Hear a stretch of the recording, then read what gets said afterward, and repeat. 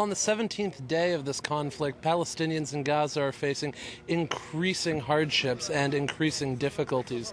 Not only do they have the conditions of the siege and continuous bombardment, but the impact that they're having at this point is becoming crippling. I was just with a family in Gaza City who had about 55 people staying in their apartment, all internal refugees from Al-Shujaa, but they've been without power and without water for 4 days. Much of Gaza lost power last night, and that's just adding to an already incredibly difficult situation of regular bombardment and increasing shortages.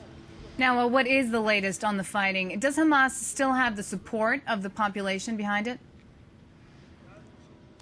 Well, people are incredibly war-weary here, and they've already been battered by 16 days of intense fighting, intense bombardment, and increasing casualty rate. But at the same time, they're completely unwilling to go back to the situation as it was before the war, which is a situation of relative quiet while the blockade of Gaza is maintained. So as long as the demands are for the ending of the blockade and the freeing of prisoners, something that touches every Palestinian family, then there will be support for a continued resistance until those demands are achieved. Because for people in Gaza, life is just unbearable otherwise. And what that's meant is that while people have fled their homes in places like Al-Shujaa, in places like Khan Yunis, they've been turned into intense guerrilla battlefields.